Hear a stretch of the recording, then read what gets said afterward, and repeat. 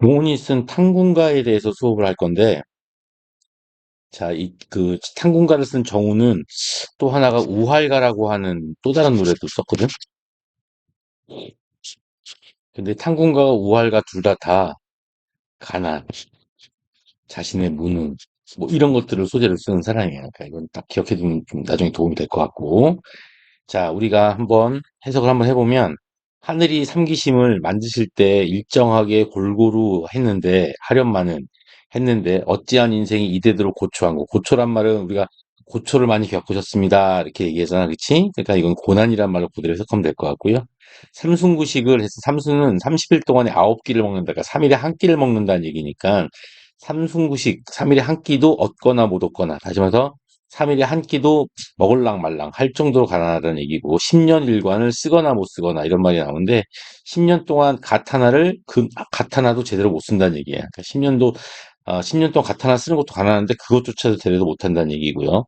그다음에 이제 안현이라고 안표누공이라는 사람이 있는데 안현의 표주박이 비었다 이런 얘기니까 결국 뭐냐면 이제 먹을 게 하나도 없다 이런 얘기가 되죠. 그러니까 안표누공 안현의 표주박 텅 빈 표주박조차도 나보다 더 자주 비진 않았다. 원헌 가난이란 말이 아닌데 원헌은 공자의 제자인데 완전히 그냥 뭐 좋게 말하면은 청빈한 거고 나쁘게 말하면 가난한 거지. 그러니까 원헌의 갓난인들 나같이 이심할까. 이심할까란 말이 고전에서 나오는데 지금 이제 이자 빼고 심하다 이런 말로 해석이 돼. 그러니까 이심하다는 말 나오면 무조건 심하다야. 여기까지가 이제 뭐냐면 자신이 매우 가난하다라는 사실을 보여줬고요. 그다음에 이제 농사에 대한 얘기가 나와. 춘일. 그러니까 그 봄이 지지하야 늦어서 자, 뻐꾸기, 포고기, 배아거늘이란 말인데 뻐꾸기가 재촉하거늘. 이 배아라는 말은 송순의 면왕정가라고 하는 가사에 한 번 더 나와. 알았지? 재촉한다. 다시. 뻐꾸기가 봄 지나기 전에 빨리 뭐를 재촉하냐면 봄농사를 재촉한다고 판단하면 돼. 봄농사를 재촉하거늘. 야, 빨리 농사 져. 동린. 자, 동쪽 이웃은 따보. 따비라고 하는데요. 밭가는 기계, 막 농기구에 해당이 되고요. 따비를 가지고, 그 다음에 그 서쪽에 있는 이웃은 호미를 가지고 이제 우리 집을 도와주는 거야. 그러니까 이게 이제 우리 집을 돕기 위해서 동쪽 이웃과 서쪽 이웃이 다 뭐냐면 그 농기구를 가지고 다 참여를 했는데 그래서 집안에 들어가 씨앗을 마련하니 씨앗이라고 했는데 이제 씨앗이 이제 씨앗을 마련하니 올벼씨 한 말은 하고 나왔잖아. 그러니까 벽씨 한 말은 반 정도는 쥐가 다 먹어버렸어요. 이렇게. 자, 그 다음에 기장피. 기장피라고 되어 있지? 기장, 피, 조, 팥. 이렇게 나가는 거야. 그러니까는 기장, 피, 조, 팥 같은 그런 것들은 서너 대 붙었거늘. 그러니까 결국 서너 대 정도밖에 안 남았다는 얘기야. 한 대가 우리가 손 두 개로 이렇게 딱 얹을 수 있는 양이니까는 진짜 조금밖에 안 남았다는 얘기지. 하나, 춥고 배고픈 식구들이 이리하여 어이살리에서 이리하여는 이리하여 이런 뜻인데요. 선생님이 이걸 왜 표시를 했냐면 우리가 보통 고전 문학을 해석할 때는 발음란들을 적는 연철표기, 그쵸? 이어적기를 대개 뭘로 바꾸면 분철표기, 즉 끊어적기로 바꿔주면 현대로 해석하는데 이 글은 거꾸로 뭐냐면 분철표기 돼 있는 것을 연철표기로 바꿔야지 현대어로 해석하기 때문에 이렇게 한번 표시해봤습니다. 이봐 아이들아 아무려나 힘써 쓰라. 그러니까 힘써서 한번 일을 하자. 그래서 죽은 물, 죽은 물이 아니라 죽순 물을, 자, 이 죽순 것들 중에서 액체, 물은 상청, 윗사람이 먹고, 건더기는 건져서 종을 주니, 그나마 이제 내 딴에는 없는 살림에 종들을 더 많이 먹이려고 신경을 좀 써줬는데, 이게 뭐냐면 이제 이 마갈놈의 종들이, 응? 눈 위에 바늘 접고 콕으로 파람 분다라고 돼요. 파람이란 말은 휘파람이란 말로 자주 나오는 말이니까 기억해 두시기 바라고요. 그러니까 결국 뭐냐 코웃음을 친다는 얘기야. 코로 휘파람을 분다는 얘기가 코웃음을 친다는 얘기야. 아 이걸 먹고 어떻게 일하라고 그러는 거야? 이렇게 불만이 많다는 얘기지. 그러니까 불만에 대한 얘기야.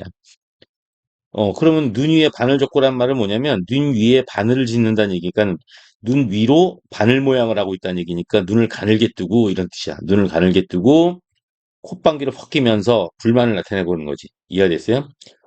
아까 올벼 나왔는데 올벼는 원래는 속이 꽉 찬 벼 이렇게 나와 있거든요. 그러니까 결국은 뭐냐면은 올벼란 말은 원래는 이제 그 왜 그 나락을 벗기지 않고 껍데기를 벗기지 않는 벼를 얘기해요. 속이 꽉 차서 껍데기를 벗기지 않는 벼는 한 발 정도만 뜯고 반 정도만 뜯고 조 팥, 이거는 다 묵여서 걷지도, 추수하지도 못했다는 얘기지. 오케이. 그 다음에 이제 이게 사리파라고 내 이거 오타야. 사리피야. 알았어? 쌀이, 피, 바랑이, 이거 다 잡초에 해당이 되거든. 이것들은 나기도 싫지 않던가. 그러니까 나기도 싫지 않던가. 결국 뭐냐면은 논밭에 결론은 뭐냐면 이게 재밌는 게 뭐냐면 이 불만 때문에 이 종들이 불만을 가지고 결국 막 농사를 제대로 짓지 않는 거야. 농사를 짓지 않아서 결국은 뭐냐면 그나마 심어놓은 올겨도 반도 못 듣고 잡곡들은 아예 그냥 다 추수도 못하고 다 말라 죽어버렸다는 얘기야. 그리고 이제 그 조팍 같은 걸 그 잡곡을 심어놓은 밭에는 잡초만 무성하다 이런 얘기가 되는 거지. 그러니까는 이 잡초들은 자라기도 싫지 않던가란 말은 귀찮지도 않아. 참 잘 자라 잡초들은 이런 얘기를 하고 있는 거죠. 환자장리라는 말이 나오는데 원래 환자라고 하는 말은 정부에서 그 이제 뭐야 흉년 때 이럴 때 백성들이 굶지 말라고 일단 쌀을 공짜로는 안 주고 빌려주는 걸 환자라고 이야기를 하고요. 장리는 뭐냐면 어떤 장기 대출 뭐 이렇게 보시면 돼요. 곡식을 1년 동안 빌려주는 걸 얘기하고요.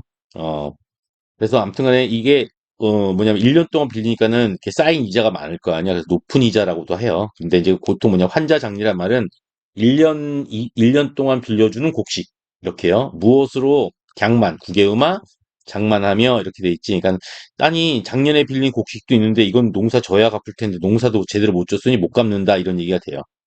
요역 공부라는 말이 나오지. 그러니까 결국 뭐냐면 요역 공부란 말은 그냥 국가에 내는 세금은 어찌하여 차려내고 자, 백이사지. 그러니까 이건 결국 뭐냐면은 100가지 방향으로 생각해봐도 이런 뜻이니까 여러 방향으로 이거저거 생각해봐도 견, 견낼 시험, 견딜 가능성이 전혀 없다. 그러니까 뭘 견뎌야 되는 거야, 지금. 결론은 뭐냐면은 뭐 이자와 세금을 견딜 가능성이 전혀 없다. 이렇게. 장초의 무지를 불허하나. 이것도 마찬가지로 뭐냐면은 분철을 연철로 바꿔준 거야. 그러니까 끊어졌기를 연철로 바꿔주면 어떻게 돼요? 발음 그대로 불어하나 이런 얘기가 되는 거냐? 그러니까 부러워하나 어찌하리라고 돼 있지. 장초란 말은 장초나무라고 하는데 갯벌에서 잘 자라는 생명력의 상징이야 이게. 생명력의 상징인데 굳이 뭐 기억할 필요는 없고요. 소금물에서 잘 자라는 그런 그 장초라는 나무는 진짜 세상에 이 무지란 말은 걱정거리가 없으니까 정말 부러워. 그래봤자 뭐해? 뭐 이런 뜻에 해당이 되니까 그러니까 결국 뭐냐? 갯벌에서나 자라는 장초풀만도 못한 내 인생아. 뭐 이런 식으로 한탄을 하게 되는 겁니다. 자, 근데 이제 뭐야, 시절이 풍년인들, 지엄이 배부르며라고 되니까, 이 지엄인 아내를 얘기하니까, 시절이 풍년이지만, 우리 집은 거둬들일 게 없는 거야. 그쵸, 예. 아마 이 농사를 지었을 때가 아마 전반적으로는 풍년이었는데, 우리는 수확이 없었던 거지.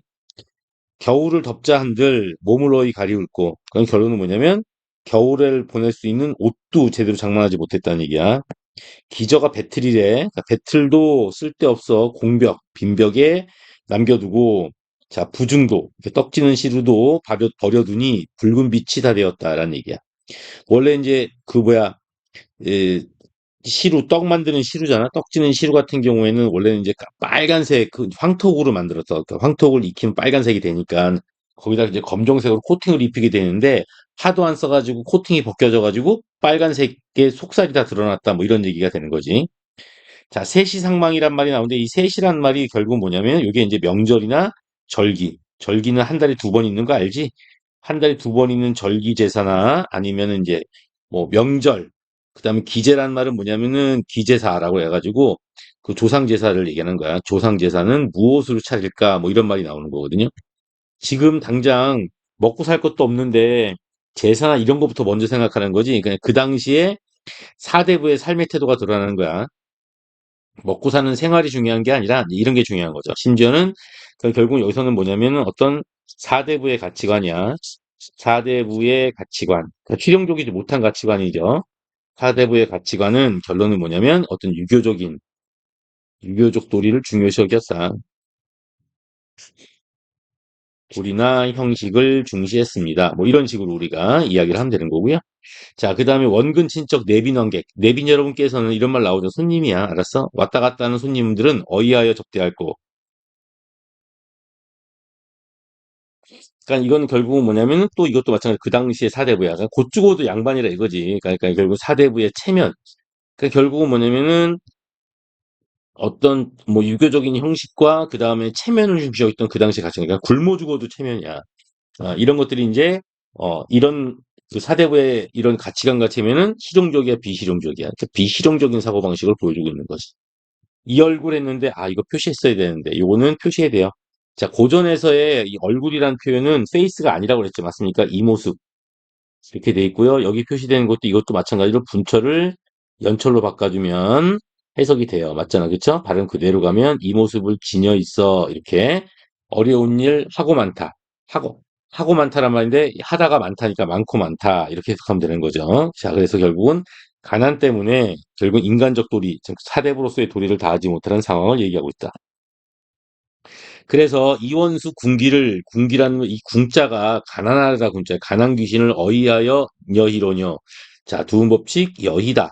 그럼 여희다가 돼버리면 뭐냐면 이별하다 이런 얘기지. 어이하여 이 귀신하고 이별하지? 뭐 이런 식으로 그렇죠? 자, 수레란 말은 술애를 얘기하는 거야. 술애 이렇게 술에 마른 안주를 갖추고 이롬이라는데 이건 이름이야. 이름 알았어? 아, 이것도 체크해야겠다. 그쵸? 이름 했으니까는 이름을 불러서 전송하다는 말도 체크해야겠다. 전송하다는 말은 이쪽이 뭐냐면 얘라 배웅한다는 얘기야. 배웅. 보낸다는 얘기야. 배웅하여 일길실량으로 그러니까 좋은 날에 사방으로 가려 하니 추추분분 막 떠들면서 화를 내면서 원망과 분노를 보여서 하는 말이, 자 이제 하는 말이야. 이게 누가 하는 말이야? 군귀가 하는 말이야. 군귀가 뭐라고 되냐? 자소지로 어려서부터 늙어서까지 히로우라고는 너희들 희노애락이란 말 들어봤어? 희노애락은 뭐야? 모든 힘든 일, 기쁜 일을 너와 함께 해서 죽거나 살거나 여이다. 그래서 얘가 여이다. 이별할 줄이 없었거든. 어디가 누구 말을 듣고 가라 하여 이렇게 얘기하냐. 나보고 왜 자꾸 가라 그래? 어? 네가 너랑 나랑 의리가 있지 새끼야. 막 이렇게 귀신이 그런 거야. 우는 듯 나를 꾸짖는 듯 온가지로 공역 막 그냥 협박도 하고 나 못 가 막 이렇게 엎어지니까 도로 생각하니 네 말도 다 옳다. 응? 무정한 세상은 다 나를 버렸는데, 오케이? 너 혼자. 유신, 믿음이 있어. 그러니까 신의가 있어. 의리가 있어서, 나를 아니 버리거든. 나를 버리지 않으니, 가난 너만 나를 안 버렸어. 이런 얘기야. 의인화가 됐죠. 맞습니까? 당연한 거지, 그거는 뭐. 인위로 피절하여라고 되니까는 결국 뭐냐면 어차피 그냥 인위로 그러니까 사람의 힘으로 결국은 뭐냐면 피하고 관계를 끊어서 좀꾀란 말은 잔꾀로 또 뭐야 너랑 이별하겠느냐 하늘이 만든 인의 가난을 설마 이런 뜻입니다. 설마 한들 이렇게 어이하리 가난도 내 분이거든 빈천 가난이야 이거 체크해야겠다. 빈천도 내 분수이니 서로워해서 무엇하리 뭐 이런 식으로 우리가 이해를 해주시면 될 것 같아요. 그래서 이 작품에서 대표적인 표현 방법은 결국 뭐가 되는 거냐면 의인법에 해당이 되는 거죠. 맞습니까? 이렇게 그래서 여기서도 뭐야 뭐 내빈천 스리역에 손을 힌다 뭐 물러가며 남의 북이 불리역에 손을 친다 나아오리라 했으니까는 결국 뭐야 내 빈천이 물러가겠는가 남의 북이가 앞으로 나오겠는가 뭐 이런 이게 누앙사에 나온 말이거든요. 그러니까 이런 식으로 우리가 이해를 해주시면 될 것 같고요. 이 시는 이렇게 해석하는 것처럼 결국은 뭐냐면 첫 번째 나 완전 가난해요. 맞잖아, 그쵸? 농사 졌는데 설상가상이에요. 어디 설상가상 나왔을 텐데 여기 나왔네. 설상가상이에요. 이 가뜩이나 가난한데 얼마 안 되는 곡식도 다 쥐 파먹었어요.